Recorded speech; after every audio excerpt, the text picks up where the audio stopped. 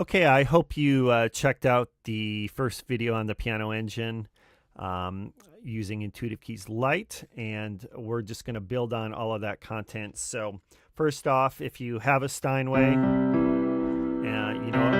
responds to mod wheel, you can add an octave, hard compression,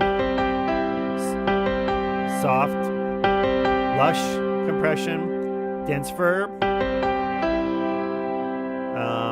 You can add the shimmer, and you can see that in the full version here we combine spacious or dense into one button. So this is spacious and this is dense. It kind of assumes you're never going to want perfectly dry. And then with the full version, this one, you have the tempo based effects. So we have eighth note delay and we have dotted eighth delay.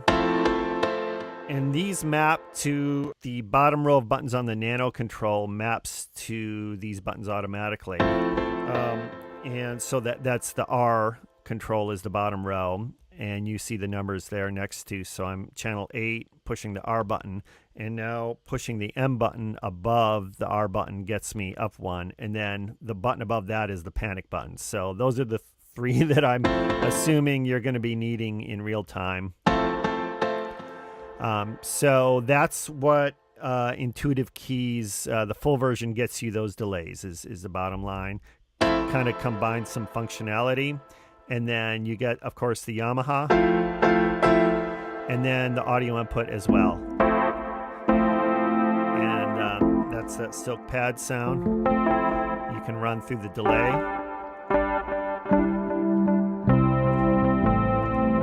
Shimmer.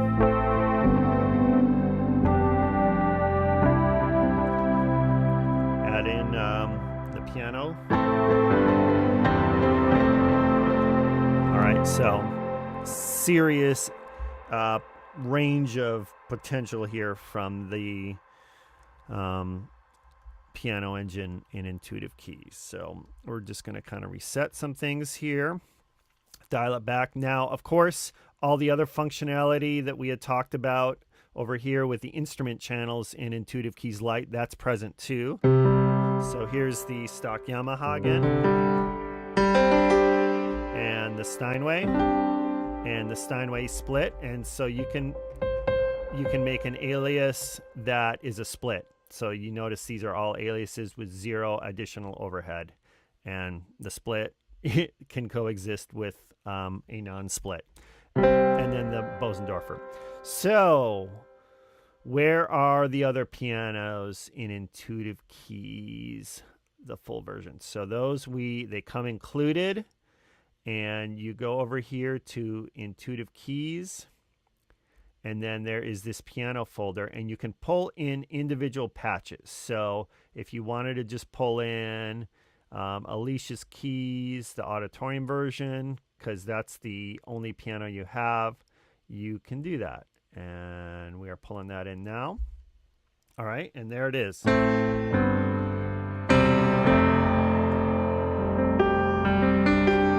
Totally routes through the Piano Engine, same way. And the mod wheel responds. And the add an octave button responds. All right. If you have all the pianos, you can just load all of them up in one shot. So here is all the Intuitive Keys piano instruments. If you have just piano 162, there that is. If you have just Alicia's Keys, there's 2, an auditorium and a studio version. This is the stock Bosendorfer if you need that for some reason. That is probably my favorite patch from the Giant. There's Waves Grand Rhapsody if you need that instrument. Let's see here. There's Piano 162 Steinway, the Synth Engine off patch if you need that. Basically a standard Giant. So we're just going to pull in everything here just so we have it in one shot. And if there's another piano that you need, hit me up. A couple people hit me up about it. Hit us up in the users group, and I will get that turned around and get that included. Okay, so we pulled in our piano set. We don't need this version anymore. We've got that in here already. Here's the Alicia's Keys auditorium version.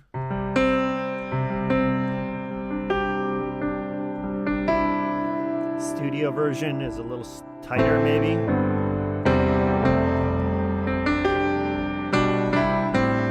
Got to kind of play them to feel that difference. It's subtle, but it's there between the two Alicia's Keys versions. And then the Giant.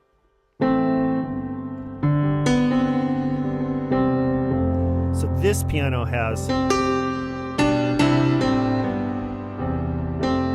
just a ton of dynamics to it. The soft is really soft. So I hope you have a good controller that's consistent. Otherwise, you might struggle to play that piano a little bit because it's just so dynamic and responsive and beautiful. Emotional Giant, man, it's going to be hard to not call this my favorite piano. I love dark, foreboding pianos, and I don't think anyone does it better than the Giant.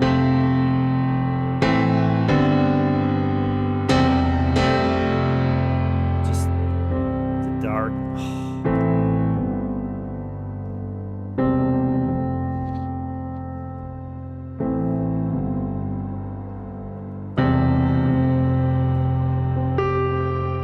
Talk about atmosphere. That's just unbelievable.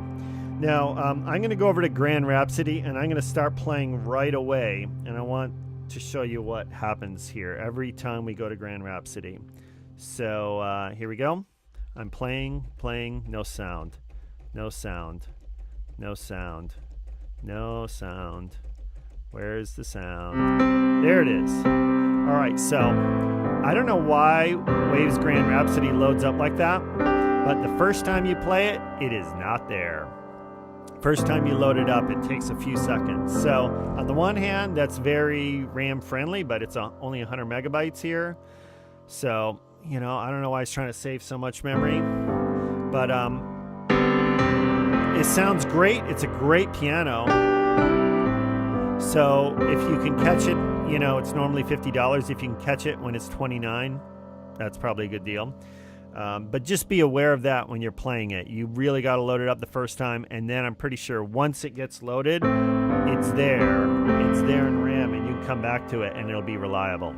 So piano 162 sounds good. And I want to kind of point out, you know, that velocity curve, that those upper velocities that poke you in the ear. With piano 162, I fixed that. Here it is without the fix. So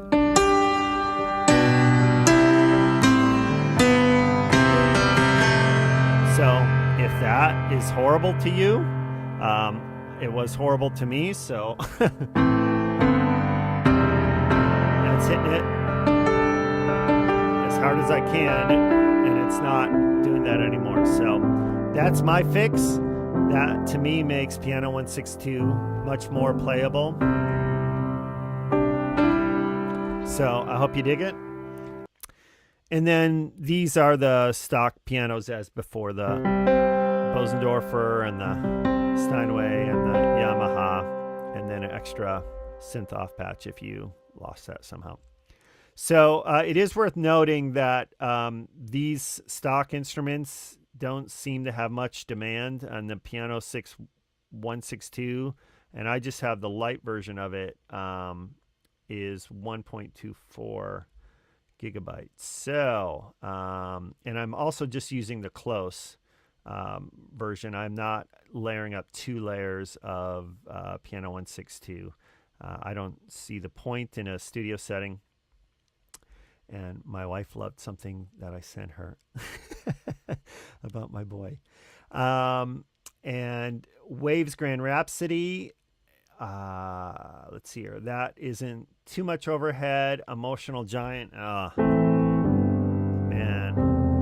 it's my baby right there. So I love playing this piano. I just don't think it gets more beautiful than that. Okay, so it's one thing to just play through these patches, and then it's another thing to start using them in a set. So if we're going to use them in a set, good form would be we would copy these, and then we would drag this content into the content folder, and then there we would forget about it. And then we would come over to the keyboard folder, and we would hit Command Option V, and we would paste these in as aliases, and you can see that they're all aliases. So now I can take something like Emotional Giant and Still Soft Voice, and I can hit New Patch from Selected Patches, and make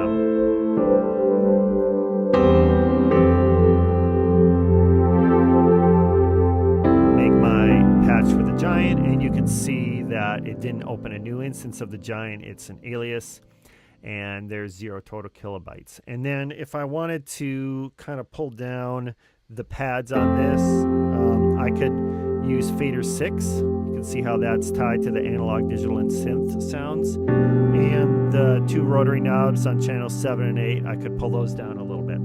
So if I was just trying to do something quick in real time, I could do that. But if I was prepping for an actual set and I knew I wanted to use this song, what I do is I come in here and I look for Secret Sauce X, which is the mod wheel controls, or Secret Sauce Y, which is the aftertouch controls. And I come over here to volume, and so this is the volume for Vintage Pad. So I might set the max to be -3 and the minimum to be -12. And then come over here to Purify and hit maybe -15 and -18. And let's try that. Wiggle the mod wheel just to get those settings in. And now I've got the pads maybe pulled back where I want them a little bit.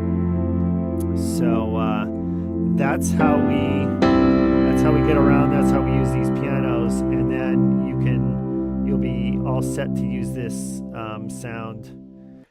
So that is the Piano Engine in Intuitive Keys, and that's how it all fits together with the Synth Engine. I hope you love it. I hope you dig it. Hope to see you in the Facebook users group. Thanks a lot, guys.